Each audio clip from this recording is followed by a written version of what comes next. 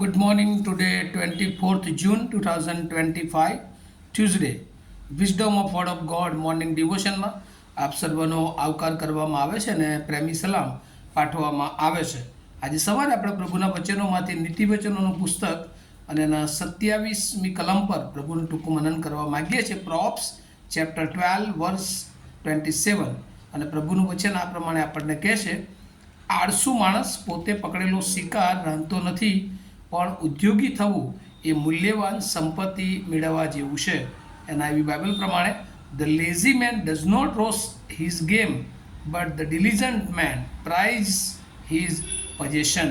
અને આ બહુ અદ્ભુત વચન અગાઉ પણ આપણે આળસુ અને ઉદ્યોગી એ બંને વિશે શીખ્યા હતા, પણ આજે એક જુદી રીતે. અને જો આ એક વચન, એક કલમને આપણે એક મુદ્રાલેખ થીમ આપવો હોય તો આ રીતે આપી શકાય. ઉદ્યોગી એ હંમેશા સફળ થાય છે, ડિલિજન્સ સક્સેસફુલ. અને આ બહુ મહત્ત્વની વાત છે, કારણ કે આપણે જ્યારે આ પૃથ્વી તરફ જોઈએ છીએ ને, અત્યારે કેટલી બધી ટેકનોલોજી અને કેટલી બધી સરળતા, પણ ઘણી બધી વાર એ આળસને કારણે, આપણે મહેનત ન કરતા હોવાને કારણે જે સફળતા આપણને મળવી જોઈએ એ સફળતાથી આપણે વંચિત જોવા મળીએ છીએ. અને જૂના કરારમાં જો જોઈએ તો 25મો અધ્યાય અને એની 27મી કલમથી આગળ પ્રભુના વચનો જો આપણે વાંચીએ તો ત્યાં યાકૂબ અને એસાવ જે બે ભાઈઓનું ઉદાહરણ આપવામાં આવ્યું છે, જે ઈસાકના દીકરા હતા.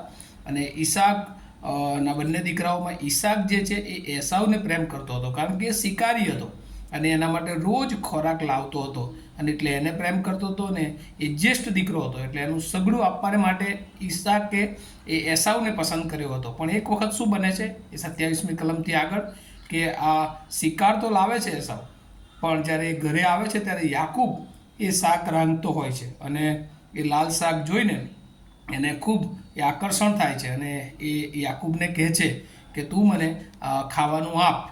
અને એટલા માટે તે યાકૂબ તો બહુ હોશિયાર હોય છે, અને બહુ અગાઉથી દેવની યોજના પણ હોય છે, અને એટલા માટે યાકૂબ એ એસાવને પ્રમાણે જણાવે છે કે હું તને ખાવાનું આપું, પણ તું તારું જ્યેષ્ઠપણું મને વેચાતું આપ.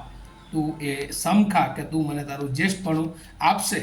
અને આ ખાવાનું મોહને કારણે, એ આળસ ન બનાવવાનું ખોરાકને કારણે એણે પોતાનું જ્યેષ્ઠપણું વેચી દીધું, કારણ કે ઈશ્વરે તો એને આશીર્વાદ આપવાનું એના પિતાએ નક્કી કર્યું હતું, પણ એ આળસને કારણે, એ ખાવા ન બનાવવાની આળસને કારણે તેણે એ યાકૂબને પોતાનું જ્યેષ્ઠપણું વેચી દીધું. અને ત્યારબાદ યાકૂબ એને જમવાનું આપે છે અને સુંદર એ ખોરાક ખાય છે, પણ સાથે સાથે એના ભવિષ્યની, એની સફળતા એ જાણે કે એ એનાથી દૂર થઈ જાય છે. અને એટલા માટે એક નાની આળસ એના જીવનને સફળતાથી દૂર લઈ જાય છે. અને આજે ઘણી બધી વાર એવું બને છે કે આપણી પાસે અત્યારે આ દુનિયામાં જોઈએ તો ટેકનોલોજી છે, બધી જ વ્યવસ્થાઓ, સરળતા, બધું જ કામ ઝડપથી કરી શકીએ એવું છે, તેમ છતાં ઘણી બધી વાર એ આળસને કારણે, એ બહુ જ મહેનત ન હોવાને કારણે આપણા કામમાં ક્વોલિટી દેખાતી નથી અને આપણે સફળ થતા નથી.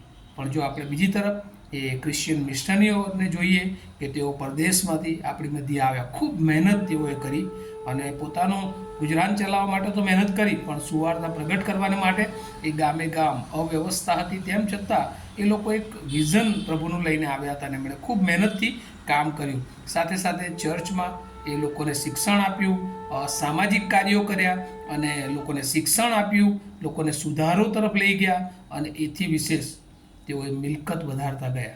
અને આજે કેટલી બધી પ્રોપર્ટી એ આપણી પાસે છે, એ મેડિકલ ક્ષેત્રને માટે હોય, શૈક્ષણિક સંસ્થાઓને માટે હોય, એ ચર્ચ બનાવવાને માટે હોય, અને બધું એમણે સાથે રહીને કર્યું અને એની સંભાળ પણ રાખી. અને એટલે 24 કલાક એ જાણે કે કાર્યમાં કાર્યરત રહેનારા એ પ્રભુના સેવકો હતા.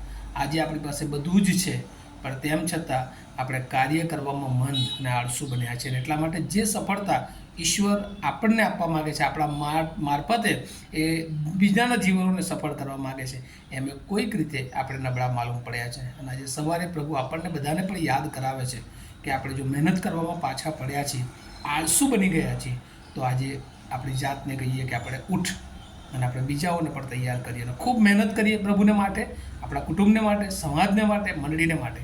અને મંડળી અને પ્રભુનું કાર્ય કેવી રીતે વૃદ્ધિ પામે, રાત દિવસ આપણે પ્રાર્થના સાથે એ મહેનતમાં આગળ વધીએ. અને ચોક્કસ જ્યારે આપણે મહેનત કરીએ છીએ ત્યારે પ્રભુ બધી જ વ્યવસ્થા પૂરી પાડે છે.